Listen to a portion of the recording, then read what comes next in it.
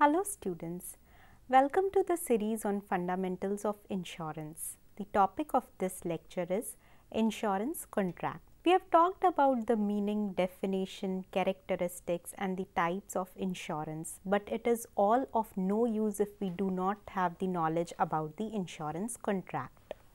The objective of this lecture are to make you thorough with the insurance contract. Insurance contract may be termed as a contract between two parties where one party is called insurer, who undertakes in exchange for a fixed amount called premium to pay to the other party known as insured a fixed amount of money on the happening of a certain event, which means that insurance is a contract and two parties are involved, namely insured, the person who is purchasing the insurance policy, and insurer, who is ensuring the payment of a certain amount to the insured at the time of happening of an event for the exchange of premium from the insured. According to Section 10 of Indian Contract Act 1972, all agreements are contracts if they are made by free consent of the parties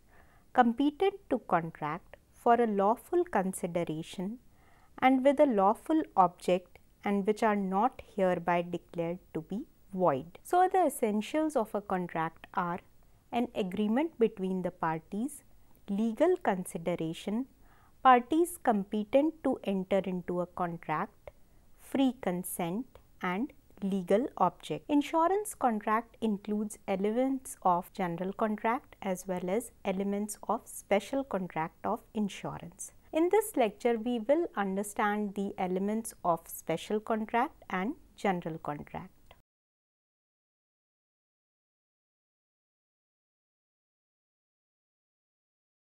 Let us continue this lecture with the elements of the general contract. According to Section 10 of Indian Contract Act 1872, a valid contract must have the following conditions.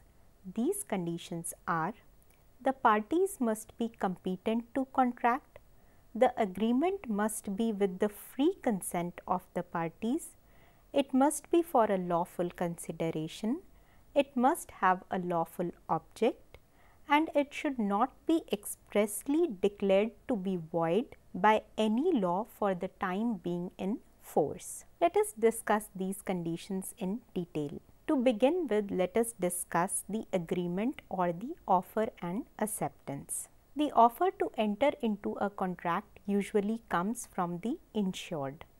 The insurer may also propose to make an offer or a contract. Irrespective of the offer being made by the insurer or the insured, the most important thing is that it should be accepted by both the parties. Any act that precedes the offer or counter offer is considered to be an invitation to offer. It is important here to understand that the difference lies between offer and counter offer. When the prospect or the potential policy holder proposes to enter into a contract, then it is termed as offer. Whereas, if there is an alteration or change in the offer, then it is termed as counter offer. If the counter offer is accepted by the proposer, then it is considered as acceptance.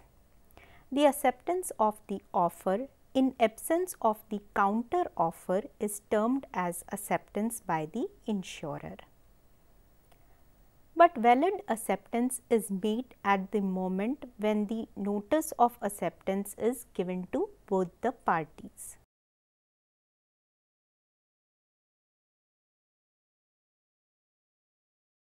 Now, let us talk about the next element of general contract, that is legal consideration. The promise by the insurer to pay a certain amount of money to the insured at the time of contingency in exchange of the premium paid by the insured to the insurer is termed as legal consideration. It need not always be in monetary form, but it should be something that has value attached to it.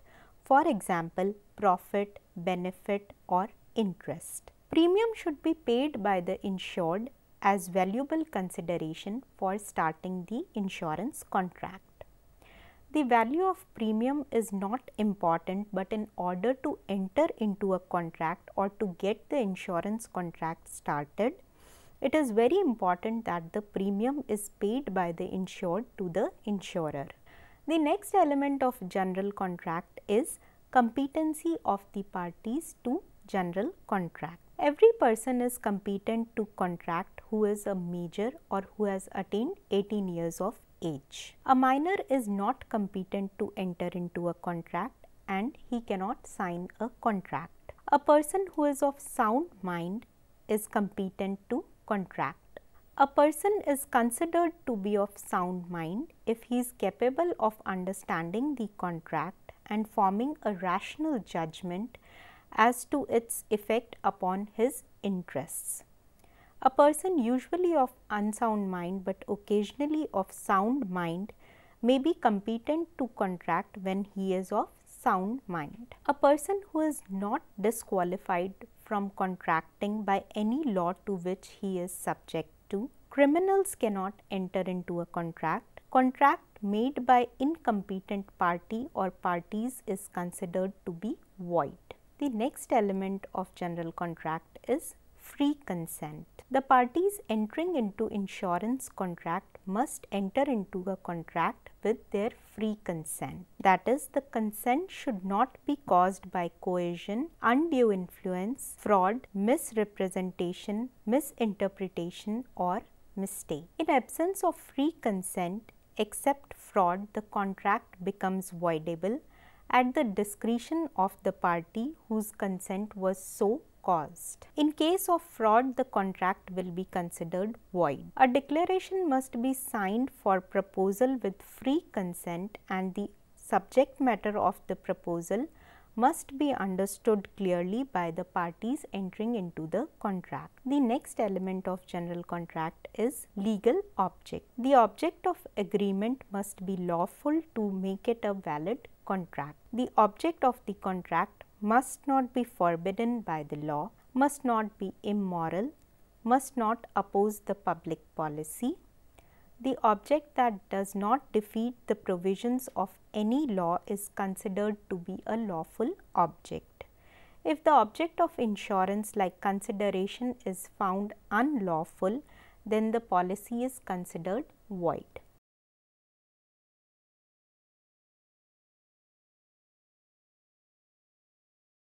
In the beginning of this lecture, I had mentioned that we will discuss the elements of the general contract as well as special contract of insurance. We already know the elements of the general contract, so let us proceed with the discussion of elements of special contract of insurance. The various elements of special contract of insurance are insurable interest, utmost good faith, indemnity, subrogation, warranties, proximate cause, assignment and nomination, and return of premium. Let us discuss the insurable interest first. The insurance contract is valid only if the insured possess the insurable interest in the subject matter of the insurance. In the words of M.N. Mishra, the insurable interest is the pecuniary interest whereby the policy holder is benefited by the existence of the subject matter and is prejudiced by the death or damage of the subject matter. Hence, the essentials of a valid insurable interest are: there must be a subject matter to be insured. The policy holder must have monetary relationship with the subject matter. The relationship between the policy holders and the subject matter should be recognized by the law. The financial relationship between the policy holder and the subject matter should be such that the policy holder is economically benefited by the survival or the existence of the subject matter, or may suffer economic loss at the death or existence of the subject matter. For example, the subject matter in case of life insurance is life. In case of general insurance is liability, and in case of property insurance the subject matter is property or the goods. Thus, insurable interest is pecuniary interest, which means that the loss caused by the happening of the insured risk must be capable of financial valuation. It can be said that the happening of the event insured should cause financial suffering to the party, but the party must be benefited by the existence if the event does not happen.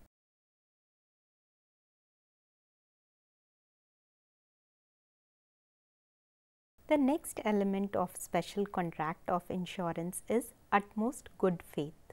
The principle of utmost good faith is applicable to all forms of insurance, and it includes the doctrine of disclosing all the material facts. The parties entering into the insurance contract should be of same mind, which means that there should not be any misrepresentation, non-disclosure, or fraud concerning the material facts. In insurance contract, the insurer must disclose all the material facts to the insured. An insurance contract is a contract of absolute good faith where both the parties of the contract, that is the insured and the insurer, must disclose all the material facts truly and fully. Let us understand this well by discussing the elements like material facts, full and true disclosure, duty of both the parties, facts which need not be disclosed by the insured. Let us begin with the material facts. The material facts affect the judgment or the decisions of both the parties entering into the insurance contract. Such facts influence a party in deciding whether to accept or reject the offer. For example, in case of life insurance, the material facts like age, residence, occupation, health and income of the person should be the material facts. But in case of property insurance, use, design and location of the property are the material facts. The next element of utmost good faith is true and full disclosure. The utmost good faith says that all the material facts should be disclosed in true and full form, which means that the facts should be disclosed in their real form of existence. The material facts should be free from misrepresentation, fraud and mistake. Also, there should be no false statement, half truth or silence on the material facts. The next point is duty of both the parties. It is the duty of both insurer and insured to disclose the material facts. The next point is facts which need not be disclosed by the insured. Facts which tend to lessen the risk, facts of public knowledge, facts which could be inferred from the information disclosed, facts waived by the insurer and facts governed by the conditions of the policy are the facts that need not be disclosed from the side of the insured.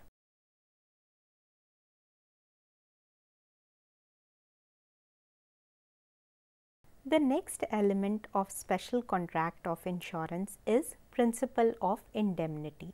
According to the principle of indemnity, the insurer undertakes to put the insured after the event of loss in the same position that he occupied immediately before the happening of the event that caused loss against which he was insured. For example, in case of marine and fire insurance, sometimes the profit margin which could have been earned in absence of the event is also included in the loss. Principle of indemnity is not applicable in the case of life insurance. I would like to mention here some of the important conditions as highlighted by Professor N.M. Mishra for indemnity principle. These conditions are: the insured has to prove that he will suffer loss on insured matter at the time of happening of the event and the loss is actual monetary loss. The next condition is the amount of compensation will be the amount of insurance. Indemnification cannot be more than the amount insured. Next condition is if the insured gets more amount than the actual loss, then the insurer has the right to get the extra amount back. Next condition is if the insured gets some amount from the third party after being fully indemnified by the insurer, then the insurer will have the right to receive all the amount paid by the third party. The next condition is principle of indemnity does not apply to personal insurance because the amount of loss is not easily calculated in that case. The next element of special contract of insurance is subrogation. The doctrine of subrogation means if the insured is in a position to recover the loss in full or in parts from the third party due to whose negligence the loss may have caused to the insured, then the right of the insured to recover for the loss from the third party is subrogated to the insurer on the settlement of the claim. The essentials of doctrine of subrogation are corollary to principle of indemnity. In principle of indemnity, only the actual value of loss of the property is compensated, but in principle of subrogation, if the damaged property has any value left or any right against the third party, then the insurer can subrogate the property left or the right of the property. Because if the insurer is allowed to retain, then he shall realize more loss as compared to the actual loss, which is contrary to the principle of indemnity. Subrogation is the substitution, which means that the insurer becomes entitled to the rights of the insured after payment because he has paid the actual loss for the property. The insurer in this case is substituted in place of the other persons who act on the rights and claim the property of the insured. Subrogation only up to the amount of payment is the next condition. The insurer is subrogated all the rights, claims, remedies and securities of the damaged insured property after indemnification, but is entitled to get these benefits only to the extent of his payment. The next condition is subrogation may be applied before payment. If the insured get compensation from the third party before indemnification by the insurer, then the insurer can pay only the balance of loss. Next is personal insurance. The doctrine of subrogation is not applicable in case of life insurance because the principle of indemnity is not available here.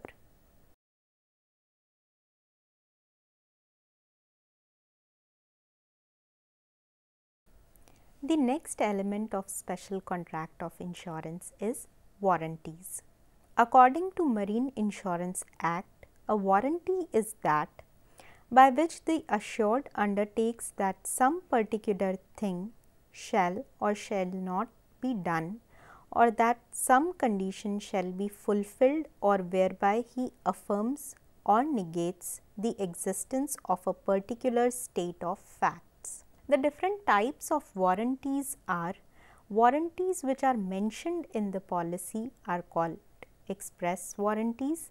The warranties which are not mentioned in the policy are called implied warranties.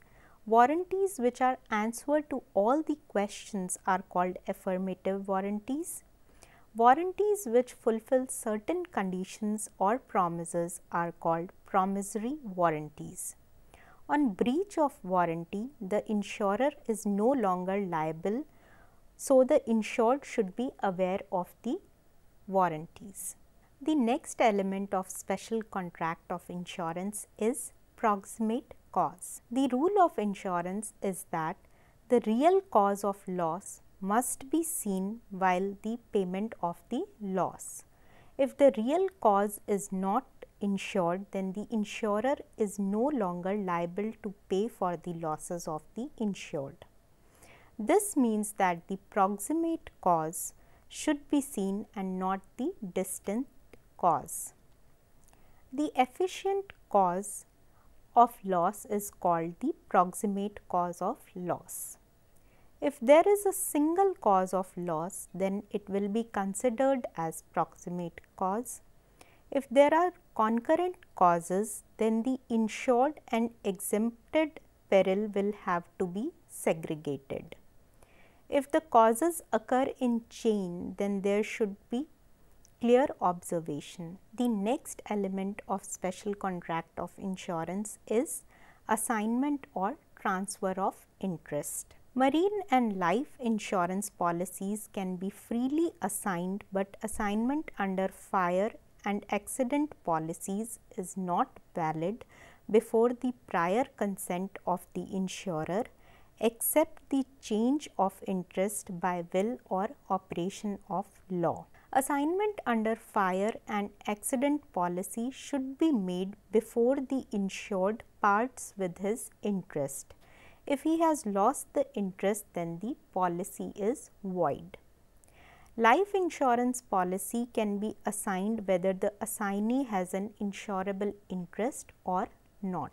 The last element of special contract of insurance is return of premium. Usually the premium once paid cannot be refunded, but there are certain exceptions to this condition. These exceptions are by agreement in policy, which means that the insured may pay full premium while affecting the insurance, but it may be returned wholly or partially in case of happening of a certain event. Like special packing may reduce the loss of damage in case of fragile goods. In term insurance policy, premium is returned to the insured if the death does not occur during the time of insurance. Premium may be returned or policy may be cancelled in case of undeclared balance of the open policy or less interest or no further interest is provided in the policy. Insurance may be taken for a voyage or a journey in stages, each stage being rated separately. If some stages are not completed, then the insured will get the premium refunded for the incomplete stages. Premium may be refunded to the insured if there is unreasonable delay in commencing the voyage. Premium will be refunded to the insured if the insured has no insurable interest throughout the occurrence of the risk, but the policy should not be attached by the way of wagering. Proportionate part of premium is refunded if the assured has over-insured under an unvalued policy. Same is the case with over-insurance by double insurance, but the policies should be taken at different times. So students, these were the essential elements of the special contract of insurance.